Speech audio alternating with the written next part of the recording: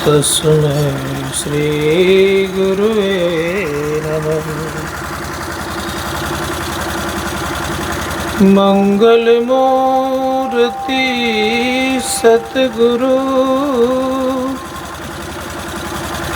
मिलवै सर्वाधार।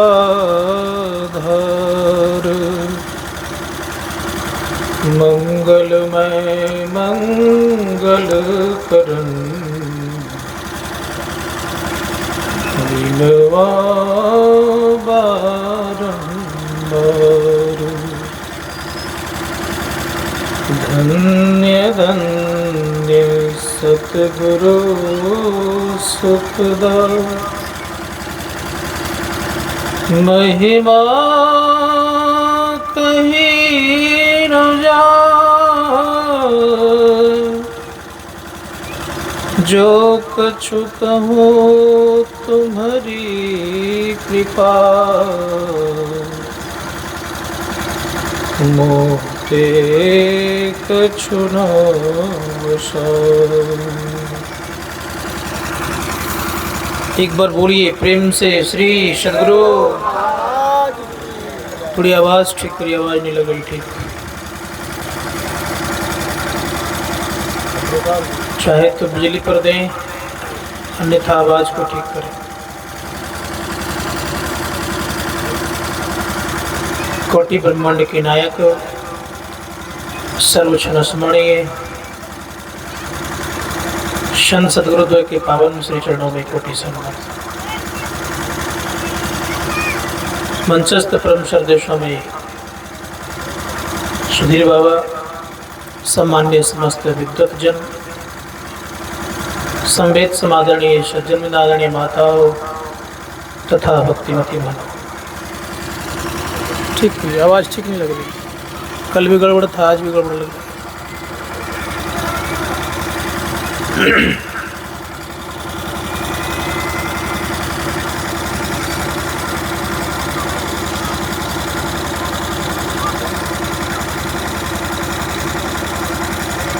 आज हम लोग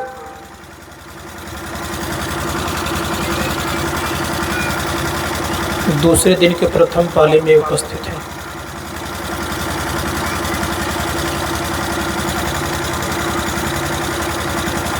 आज सत्संग के संबंध में सुनाया जाएगा।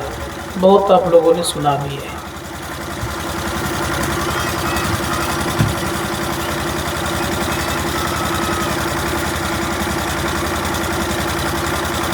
जीवन को समझने के हम लोग प्रयास और प्रयत्न की। आवाज ठीक करें थोड़ा सा।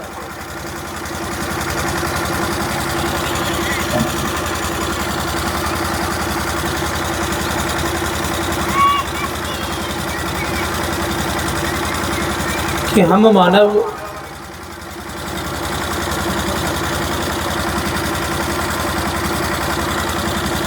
क्या हो गया? जो बात ठीक नहीं लग रहा तो गड़बड़ है क्या? आवाज स्पष्ट बिल्कुल। बिजली बिजली से बिजली पर डाल दिया।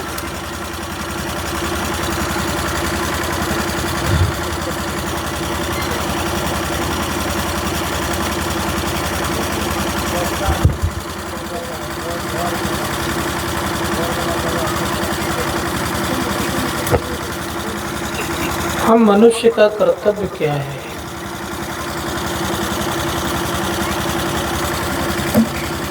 कर्तव्य पहले बोध करना चाहिए। क्या मेरा कर्तव्य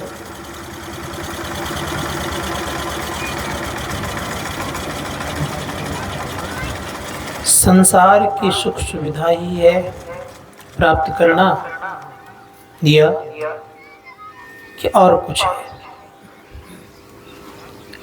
अगर सच में विचार करके देखेंगे तो एक बात आप लोग बता सकते हैं मुझे। एक ढेला आप ऊपर फेंकिए मिट्टी का, मिट्टी का ढेला तब तक चक्कर काटते रहेगा जब तक वो पृथ्वी से नहीं लग जाएगी, वो ढेला नहीं लग जाए तब तक वो चक्कर काटते रहेगा। ऐसा क्यों? ऊपर में कहीं रुक क्यों नहीं गया? कारण क्या है? कारण यह है कि मिट्टी का ढेला चाह रहा है कि हम अपने पृथ्वी से मिल जाए, अर्थात अपने अंशी से मिल जाए। उसी प्रकार से याद रखिएगा, हम तमाम मनुष्य और जितने पृथ्वी पर जीव हैं, सब के सब चैन और सुख से इसलिए नहीं रह पा रहे हैं कि अपने अंशी जो परमपिता परमात्मा है उनसे मिले बगैर कोई व्यक्ति परम शांति को प्राप्त नहीं कर सकता। कौन है अंशी? अंशी है कौन? परमपिता परमात्मा। और हम क्या हैं? अंश है। आप देखते होंगे जल में गति है, अग्नि में भी एक लो है और वो लो ऊपर की तरफ जाता है। कारण क्या है? पानी सदैव अर्थात जल सदैव चाहता है कि मैं समुद्र से जाकर के मिल जाऊं। अग्नि सदैव ये चाहती है कि मैं सूर्य से जाकर के मिल जाऊं, क्योंकि अग्नि सूर्य का अंश है, जल समुद्र का अंश है। इसीलिए सब चाहते हैं कि अपने अंश से जाकर के मिल जाए। तो हम मनुष्य अगर नहीं भी चाहेंगे कि हम अंशी से नहीं मिलें, तो याद रखिएगा हमें सुख नहीं मिल सकता। अगर ये चाहना है कि हम नहीं मिलेंगे तो सुख नहीं मिल सकता। इसलिए आपको चाहना ही पड़ेगा। कुछ भी आप कर लीजिए संसार में, बिना परमात्मा की प्राप्ति का आपको संभव नहीं है कि परम सुख मिलेगा। इसलिए परमात्मा की प्राप्ति करना एक नंबर का सत्संग करना है। किसको मिलाना है? वहां पे इस जीव को परमपिता परमात्मा से मिला देना। जीव जैसे मिलेगा तो होगा क्या? जैसे ही जीव मिलेगा तो वो पीव बन जाएगा। क्या बनेगा? परमात्मा बन जाएगा। ऐसे नहीं मिल जाता है, बनते ही अर्थात मिलते ही परमात्मा होते हैं वो। धर्मशास्त्रकार कहते हैं कि ठीक उसी प्रकार से याद रखिएगा कि जब तक हम आप परमपिता परमात्मा को प्राप्त नहीं करेंगे तब तक सुखी नहीं हो सकते। कुछ भी कर लीजिए, कुछ भी आप बन जाइए। गोस्वामी जी महाराज कहते हैं धनहीन कहे धनवान सुखी। याद रखिएगा, धनवान कहे सुख राजा को भारी, राजा कहे चक्रवर्ती सुखी, चक्रवर्ती कहे सुख इंद्र को भारी, इंद्र कहे चतुरानंद सुखी अर्थात ब्रह्मा जी, चतुरानंद कहे सुख विष्णु को भारी, तुलसीदास बिचारी कहे हरि भक्ति बिना सब जीव दुखारी। परम पिता परमात्मा की भक्ति नहीं करें, कुछ भी बन जाइए आप सुखी के हालत में नहीं हो सकते। परम शांति आपको नहीं मिल सकती, परम आनंद की प्राप्ति नहीं हो सकता। इसीलिए आपको परमात्मा का भजन करना ही पड़ेगा। मौका मिला हुआ है, अगर खो दीजिएगा तो क्या होगा? आप लोगों ने कभी कभी आप लोगों के इलाका में एक खेल होता है, बता देता हूँ, बच्चों वाला खेल जिसको बोलते हैं लूडो। सांप बाय लूडो खेले आप लोग कभी कभी? मैं याद दिलाता हूँ। लूडो खेलते हैं लोग, सांप वाले सीढ़ी से चढ़ते हैं ऊपर, और चढ़ते चढ़ते जहां कहीं मान लीजिए 84वें कोठे 83वें कोठे पर पहुंच गए आप, और संजोग से सांप के मुख में पड़ गए तो क्या होगा? वो सीधे कहां चलाएगा? नीचे चलाएगा। उसी प्रकार से याद रखिएगा आप लोग सदैव कि अंतिम कोठे पर हैं, अर्थात अंतिम पैदान पर हैं, अंतिम घर पे हैं। अंतिम घर में होने के कारण याद रखिएगा सदैव सब कोई, अगर इस घर से आप चुक गए तो सीधे नीचे आएंगे। कहां जाएंगे? धर्मशास्त्रकार कहते हैं कि 84 लाख प्रकार की योनियों को भ्रमण करना पड़ेगा। इसलिए सोच विचार करिए कि हम मानव शरीर में आए हुए हैं, कर्तव्य क्या है मेरा, क्या कर्म है मेरा, उस कर्म को जानिए। एक बेचारा आंख से लाचार था, अंधा था, 84 कोस का किला था, उसमें प्रवेश कर गया। दरवाजा एक ही था, उसमें आग धधक रही थी। बेचारे उस आग की गर्मी से चिल्ला रहा था कि कोई बचाओ। एक संत महात्मा ने उनकी आवाज को सुन लिया। जैसे सुना, सुनते ही कहा कि देखो जी, एक ही दरवाजा है, अनेक नहीं है। कहो कौन सा दरवाजा है? एक दरवाजा है। कहाँ मिलेगा? कहा देखो, दीवाल का सहारा लो, चलते चलो, जहां खाली जगह मिल जाए वहां से तुम निकल जाना। महात्मा जी की बात को सुनकर के वो आंख से लाचार व्यक्ति अर्थात सूरदास जी महाराज दीवाल का सहारा लिया और चलते रहा। चलते चलते चलते दीवाल खत्म होने को है, दरवाजा आने को है। बहुत दिन से जो चल रहा था, उसके शरीर में जो पसीना के कारण जो खुजलियां हुई, वो देह को खुजलाने लग गया। अब खुजलाते खुजलाते परिणाम ये हुआ कि वो जो दरवाजा था वो पार कर गया और फिर दीवार को पकड़ लिया। अब क्या हालत होगी उसकी? फिर वो चलना प्रारंभ कर दिया।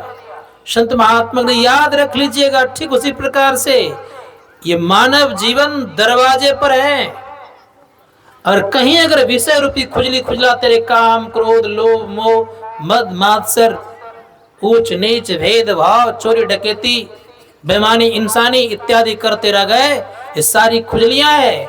इन खुजलियों खुजलाते रह गए तो याद रखिएगा कि 84 लाख योनियों में भटकने से कोई रोक नहीं सकता। इसको नोट कर लीजिएगा, कोई नहीं बता सकता आपको परिणाम क्या होगा।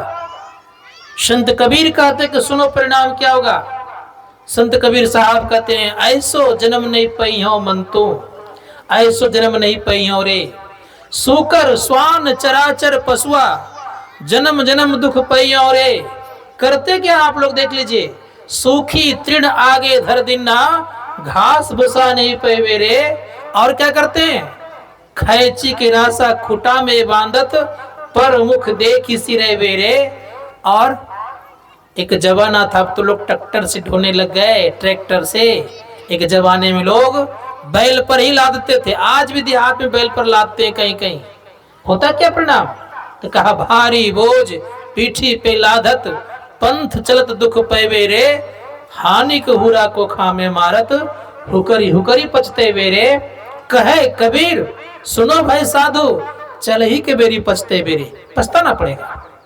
इसलिए मानव जीवन में आए हैं तो समझिए कि मेरा क्या कर्तव्य है, किस कारण से हम संसार में आए हुए हैं, इस कारण को जानिए। खाना पीना सोना इसी कारण से आप आए हैं। ब्रह्मानंद स्वामी जी महाराज कहते, खाना पीना सो जाना ये सब काम है पशु समाना, फिर मनुष्य तन क्यों धारी, हरि भजन करो सुखकारी। कि सारे काम जो क्या है आपके, ये खाते आप भी है, मनुष्य भी खाता है, पशु भी खाता है। मनुष्य भी संतति उत्पन्न करता है और पशु भी करता है। मनुष्य को भी भय है और पशु को भी भय है, और उसे भी निद्रा आती है और हमें भी निद्रा आती है। क्या फर्क है? धर्मशास्त्र का तो कोई फर्क नहीं है। इसलिए कर्तव्य को याद करके मेरा कर्तव्य क्या है, किस कारण से आए हैं। कौल करार किए करता से, बाहर हो तेरी भक्ति करो, आते आते नाम बिसर गया, यही कारण भयो जग दुखिया। कहे गंगराय सुनो, जिन जन्म दिया भजो राम सिया। जिन्होंने आपको जन्म दिया उनको नहीं भजेंगे तो आप दुख में पड़ेंगे। कोई रहे, चाहे राजा रहे या रंक रहे, चाहे गरीब रहे या अमीर रहे, चाहे आप दीन हैं या तो आप दरवेश हैं, कोई रहे, दुख भोगना पड़ेगा, नहीं बचा सकता आपको। इसे धर्मशास्त्रकार कहते हैं, इन दुखों से मुक्त होना है तो संत का शरण लीजिए। हमारे गुरुदेव कहते हैं, संत मता बिनु गति नहीं, सुनो सकल दे कान, जो चाहो उद्धार को बनो संत संतान। संतों का संतान बनिए, अनेकों बार नहीं करोड़ों बार बने होंगे। यहां तक याद रखिएगा कि मानव जीवन प्राप्त करने मात्र में 1-2 महीने लगते नहीं है, 2.25 अरब वर्ष लगते हैं प्राप्त करने में।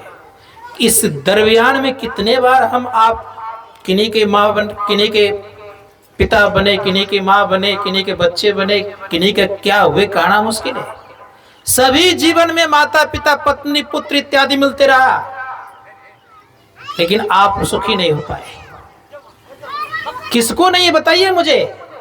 एक जानवर को भी पत्नी है कि नहीं है, उसको बच्चे हैं कि नहीं है, क्या फर्क है।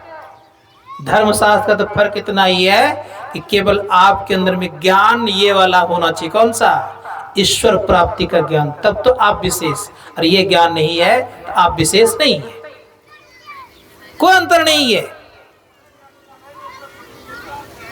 इसलिए विचार करना होगा कि हम संतों का संतान बने। संत का संतान बने क्या करेंगे वो? धर्मशास्त्र का अर्थ संतों का संतान बनने वाले सब कोई नहीं हो जाते। संतों का संतान जो बनते हैं वो सत्संग करते हैं, ध्यान करते हैं। कहेंगे इससे क्या लाभ मिलने वाला है, क्योंकि लाभ के भी संसार के लोग भागते फिरते रहते हैं। जहां लाभ होता है वहां जाता है, लाभ बहुत होता है। कबीर साहब कहते सत्संग में लाभ बहुत है, तुरंत मिलावे गुरु से बहुत लाभ मिलेगा। क्या लाभ मिलेगा? गोस्वामी जी महाराज से पूछता हूं कि क्या लाभ देते हैं सत्संग से आप तो बहुत सत्संग करते हैं। उनसे पहले सबसे पहले पूछिए भगवान शिव से। भगवान शिव से कहिए कि आप तो भगवान हैं और आप सत्संग करने वाले को क्या लाभ दे सकते हैं। तो भगवान शिव क्या कहता सुनिए। भगवान शिव से आप लोग तो नहीं पूछ पाएंगे क्योंकि आंख नहीं है देखने की, तो कौन पूछेगा उनसे? तो कोई तो पूछा होगा। तो माँ पार्वती पूछती है, वहीं रोके उनको।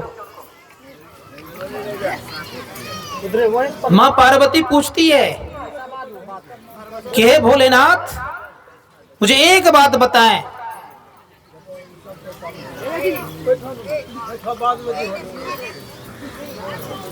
कि सबसे अधिक लाभ कहाँ है। भगवान शिव से पूछ रहे हैं, कौन? माँ पार्वती। सबसे अधिक लाभ कहाँ है? तो भोलेनाथ बड़े प्रेम से कहते हैं कि हे सुनो गिरजा, मेरी बात सुनो।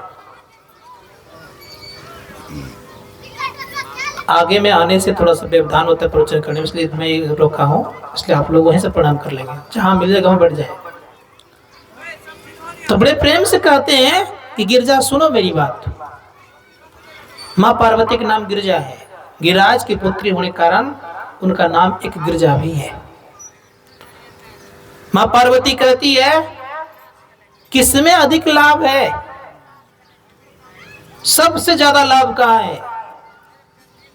तो बड़े प्रेम से कहते भगवान भोलेनाथ, कहते गिरजा संत समागम समण लाभ कछु आन, बिनु हरि कृपा न होय सो गावहि वेद पुराण। कहे गिरजा संतों के समागम में जो लाभ है वो लाभ और कहीं नहीं है। हम लोग यहाँ पर सेवा करने से कतराते हैं, मन में होता होगा यह कि ये तो कार्यक्रम केवल रंजित बाबू लिए हुए हैं, इसलिए हम लोगों को क्या मतलब है सेवा करने से। इस भूल में मत पड़िए, ये सबसे श्रेष्ठ कार्य है। कोटि यज्ञों का फल मिलता है यहाँ पर। अगर कोई थोड़ा सा झाड़ू लगा देंगे उसका भी कीमत बढ़ जाएगा। कहेंगे कैसे? सुनाता हूं। मां पार्वती पूछती है कि आप कहते कि सबसे ज्यादा संतों के समागम में लाभ है, तो क्या लाभ है? बहुत बार पूछने पर भोलेनाथ कहते हैं कि देवी सुनो, लाभ को उल्टा कर दो क्या होता है? जैसे लाभ को उल्टाता तो क्या होगा? धर्मशास्त्रकार कहते लाभ को उल्टाते ही भला बनेगा, अर्थात उसका भलाई होना सुनिश्चित हो जाएगा। इसलिए कहीं भला हो या ना हो, लेकिन जो सत्संग में आ जाएगा उनका भला होना सुनिश्चित है।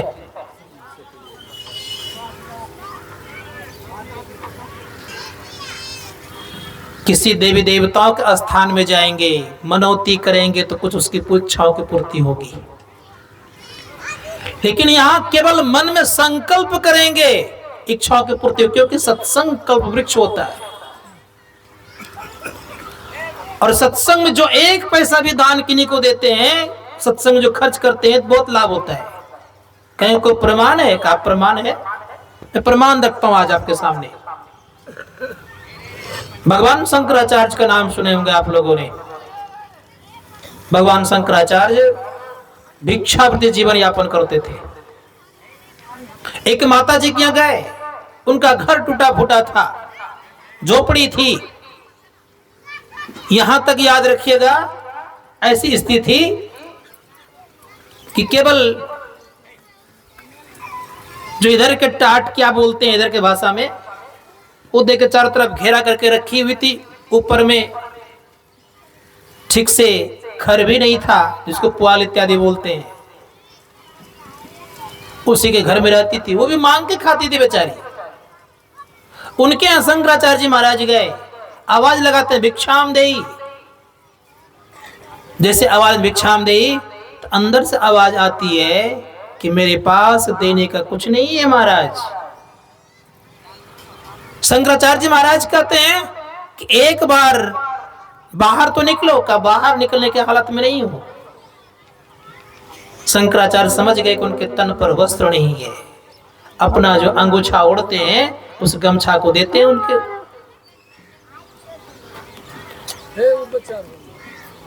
गमछा को देते हैं ऊपर से गिरा करके, कहा कि गमछा को पहन करके आप बाहर आ जाओ। गमछा को पहन करके बाहर आती है। भगवान शंकराचार्य ने क्या किया? मां लक्ष्मी का आवाहन किया। मां लक्ष्मी आई, कहा कि मां इसकी हालत देख रही हो, देख क्या दशा इसकी है। मां लक्ष्मी कहती है कि शंकर तुम जानते हो मैं उसी को देती हूं जो देता है, जो देता है उसको देने वाली मैं नहीं हूं। कितना का अंतर ध्यान हो गई। शंकराचार्य ने सोचा कि इसका उद्धार करना है। उसके घर में प्रवेश कर जाते हैं और जैसे प्रवेश करते तो खोजते हैं कुछ तो मिल जाए। कुछ भी खाने का नहीं था। बरसों का पड़ा हुआ एक सूखा अमला था। उस अमला को देखते ही शंकराचार्य जी महाराज कहते हैं कि इसको उठाओ, धो और मेरे पात्र में डालो। बूढ़ी मां कहती है कि देने योग्य नहीं है और खाने योग्य भी नहीं है, मैं नहीं दे सकती। शंकराचार्य कहते मैं कह रहा हूं कि मेरे पात्र में डालो। धो करके सूखा अमला बरसों का पड़ा हुआ उनके पात्र में डालते हैं। वो डालती है, जो ही डालती है शंकराचार्य उन्हीं के घर में खाते हैं और खाने के पश्चात मां लक्ष्मी का आवाहन करते हैं। मां लक्ष्मी आती है और कहती कि बोलो शंकर क्या बात है। अब देखो इसके भाग में है कि नहीं है, जैसे का भाग में है कि नहीं है। तो मां लक्ष्मी कहती है कि जिसको तुम बदलना चाहेगा वो नहीं बदलेगा, ऐसी बात नहीं है। उतने साइज का उनके यहाँ सोने की वर्षा कर दी और वो चल दी। श्री सद्गुरु महाराज की। संत भाग को बदलने वाले होते हैं, याद रखिएगा। और किसी देवी देवताओं में ये ताकत नहीं है कि आपके भाग को बदल दे। पलटू लिखा नसीब का संत देते है फिर। संत नसीब को बदलने वाले होते हैं। लिखे हुए नसीब को बदल देते हैं। दुख अगर लिखा होगा तो सुख में परिणत कर देते हैं। क्यों? उनमें ताकत है, उनकी लेखनी को कोई मिटा नहीं सकता। इसे धर्मशास्त्रकार कहते हैं कि जो संत दे सकते हैं संसार में कोई नहीं दे सकते। आपको समझना होगा।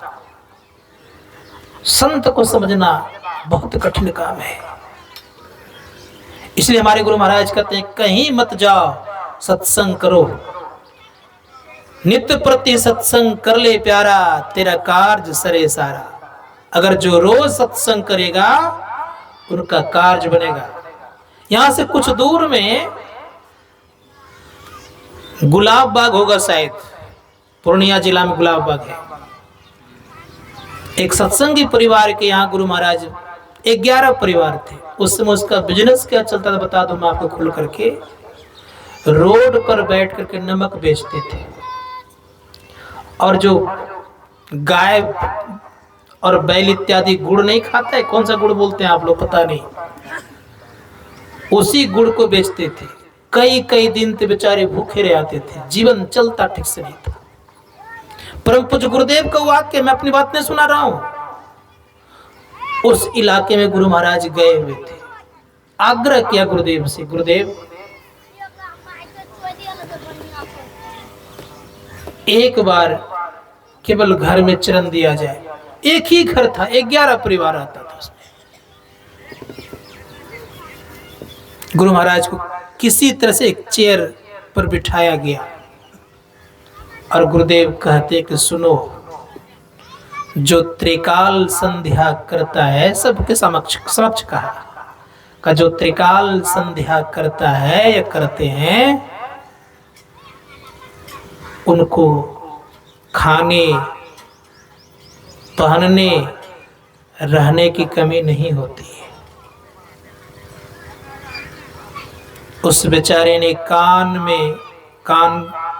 में सुना, ठीक से गांठ बांध के रख लिया।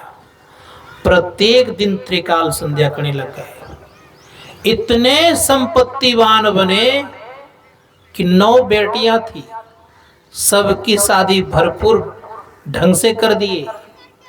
और बता रहा हूं मैं आपको, कई जगह मकान बनाए और खुशी खुशी से जीवन यापन करने लग गए। अब आप सोच सकते हैं कि त्रिकाल संध्या में कितनी ताकत है। संत नसीब को फेरने वाले होते हैं। इसलिए जिनकी तस्वीर देख रहे हैं, कोई साधारण तस्वीर नहीं है। इनके दर्शन करने के लिए स्वयं भगवान शिव आते थे। इतना ही नहीं, सनक सनंदन सनातन सनत कुमार का नाम सुने होंगे, वे दर्शन करके प्रणाम करके चले जाते थे।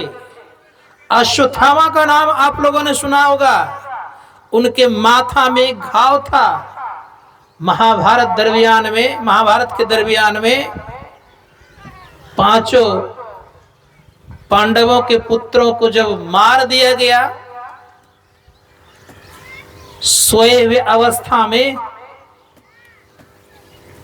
परिणाम ये हुआ कि उत्तरा के गर्भ में अभिमन्यु पल रहा था।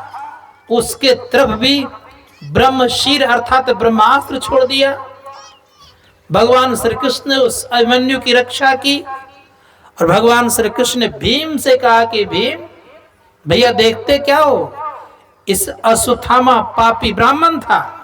पापी ब्राह्मण क्यों कह रहा हूं मैं, इसलिए नहीं कह रहा हूं कि इसने बहुत बड़ा अपराध किया है। यह अपराध करना नहीं चाहिए था।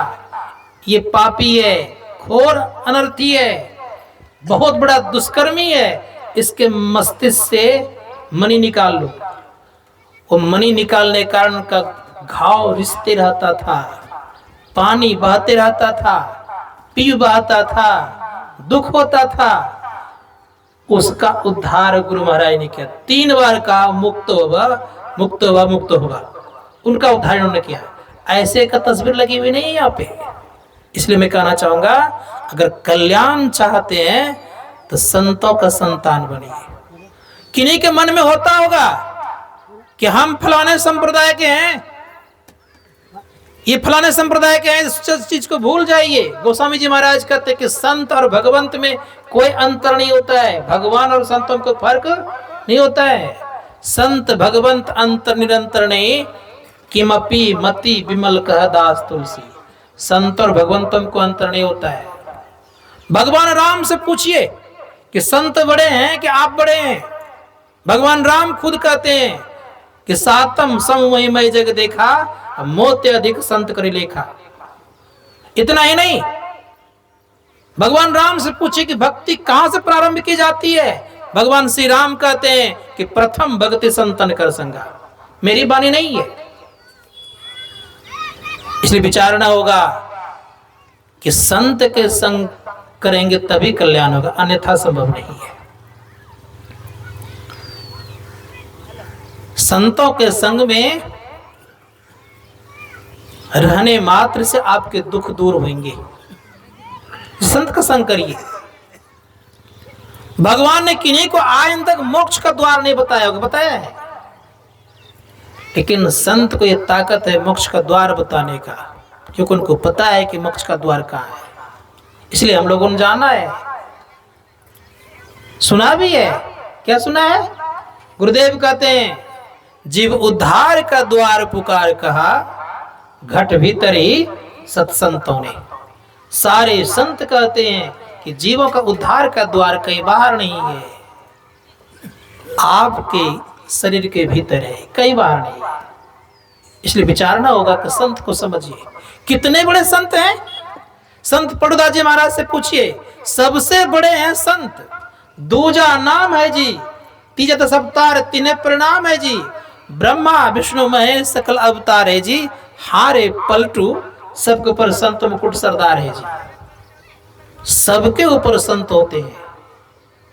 मन में जिज्ञासा हो गई कि व्यक्ति को कहा कि आप करें सबसे बड़े, भगवान बड़े कि संत बड़े?